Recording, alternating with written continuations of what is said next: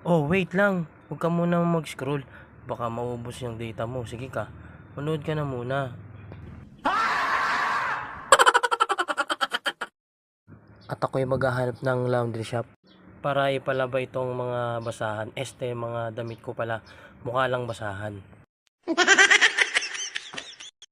At ito na guys, nakahanap na nga ako. Akala ko mahal magpa-laundry. Hindi naman pala. Akala ko rin dati, mahal niya ako. Hindi rin pala. Ayan nga, sabi, now open daw sila. Kahit hindi naman sila close. Sa tingin nyo guys, matatapos ko kaya itong ini-edit ko? Kakahugot.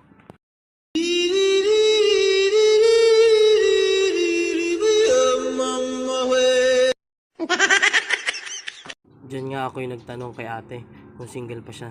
Sagot lang sa akin, laundry shop ito sir, hindi dating app.